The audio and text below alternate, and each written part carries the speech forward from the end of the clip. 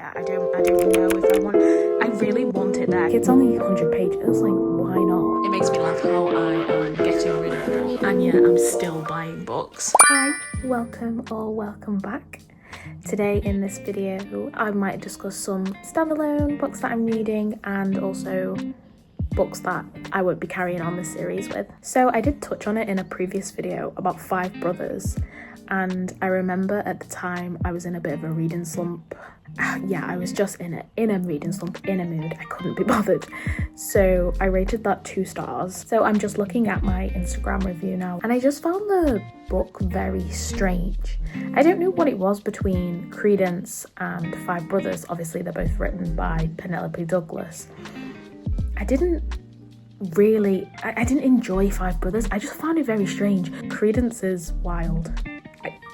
So I don't know why the 5 Brothers situation didn't do it for me, but I wasn't in the mood to read it, and I read it anyway. I thought it would like get me out of my reading slump. I thought it would really help. I didn't like that book. So will I be carrying on with Penelope Douglas in general? Probably not.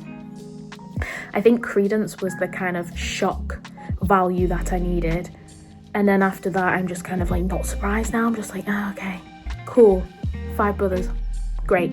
So obviously I've been trying to carry on with my continuing book series. I'll put a link to the playlist up above. With that, I do want to also read some standalone books, or books that I won't be, carrying on with, book series that I won't be carrying on with the future, or standalones like I've said.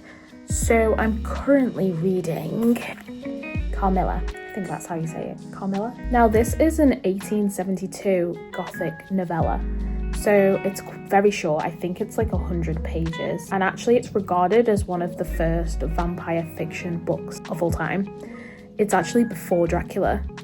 Now the reason that I started reading it is I think it was the content creator Brea. I think I'll put a picture up of her profile here. She said she read it and it made me really want to check it out. I just thought it sounds like it's only 100 pages, like why not? It's quite funny to read a fiction book from 1872. I feel like I have to concentrate a lot more when reading it, which is really doesn't say much about me.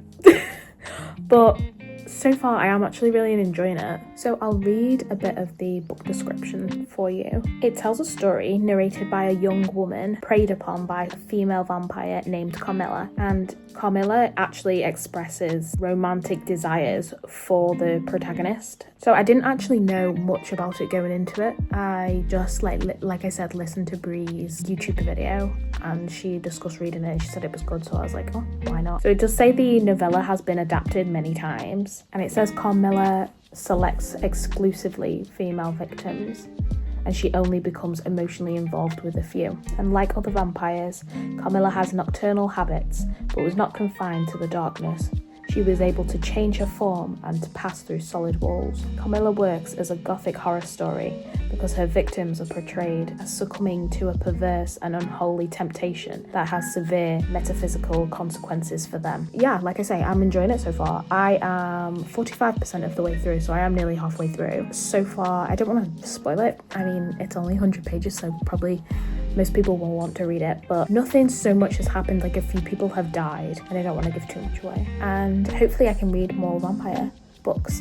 Obviously you will have seen from I think it was my last video or the one before, I did a bit of a book haul, and within that I bought Filthy Rich Vampires. So this is like the OG, or one of the OGs, and then I'll be reading a new vampire story, a new vampire fictional story. I don't really have a plan on what else I'm going to read. Like I say, I'm continuing with my series, and I might read Magnolia Parks next. But in terms of standalone books, I'm not sure. But I will keep you updated and let you know. My bookshelf is kind of getting a bit full, so I thought I need to unhaul some of the books that I'm definitely never going to read. Some of them I might take to the charity, and some of them I might try and sell on like Vinted or something. Yeah, we'll give it a go. There are definitely some that I'm never going to read, so let's have a look. What makes me laugh most about this is I've literally just bought 3 more books. I mean, it was on sale, only a £2 sale in the works the other day, but it makes me laugh how I am getting rid of books And yeah, I'm still buying books. But I guess that's the name of the game. So, top shelf, I don't really want to get rid of anything. I think I've read all of these. Yeah, I've read all of them. I did want to get rid of Persepolis. However, my mother-in-law bought me this, so I feel I have to keep this on the shelf for good measure. So this is all okay. Next shelf. These are all mainly my romances. I tried to keep Cowboys at this side, but it didn't end up happening, and I ended up with Done and Dusted over here. So actually, yeah, all of these I want to read, so they can all stay. I think these two shelves are the shelves that I haven't really got like a system to, and I've just kind of like piled everything on. I mean, this shelf here is like romantasy and fantasy, but this one I just have kind of shoved everything everywhere. So there are definitely books that I need to get rid of. I want to keep all of these. These two I just bought for the sake of buying, but I don't want to get rid of them yet, although I might possibly sell them on Vinted. I'm not sure, but definitely to get rid of is the pumpkin spice kind of series. This needs to go. I've read the pumpkin spice, and I think I rated it 2 stars. I just really didn't like it, so I'm definitely not going to read the other two. I think it's been a series that's really been hyped up for no reason. So they're in pretty good condition. Like I say, I've only read the first one, so I am going to sell these. Already getting space on here. Yeah, Mile High. Again, another one I bought last year. I'm not going to read like a 600-page romance. That's not going to happen. So this is going to get sold as well. Another one that I'm never going to read, so I'm going to sell. To be honest, most of the books I might actually just ask my friends if they want them as well. I know that they might be intrigued to read some of them. And the other 3 from this shelf I wanted to get rid of was these on the end.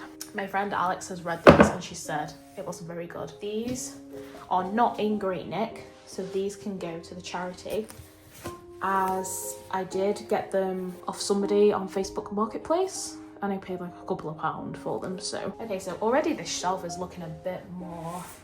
Look at the space I've got now. Now I can move my other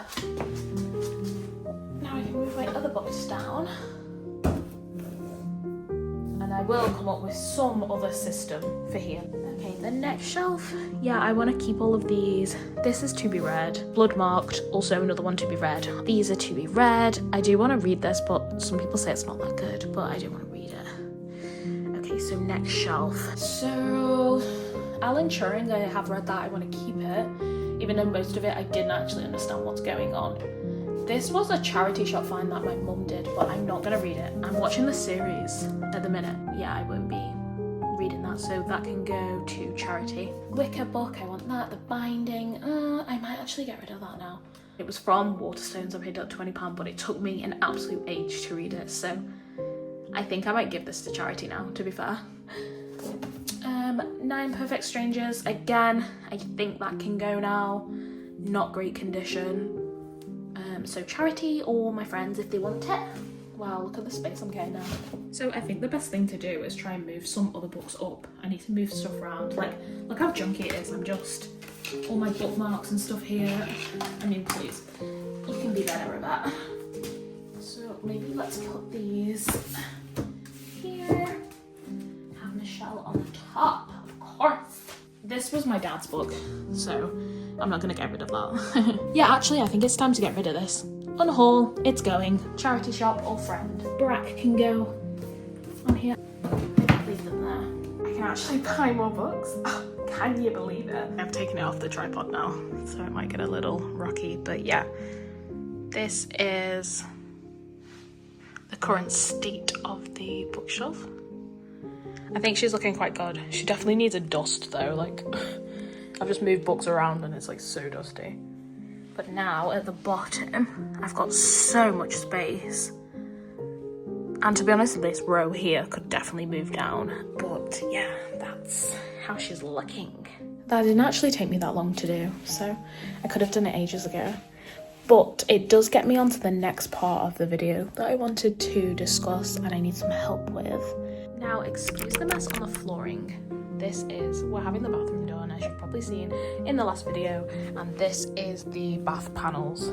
So we had to lie them flat somewhere, so the reading room was the best room to have it in. But when you look here, so this is what we class as the reading room. She's not perfect.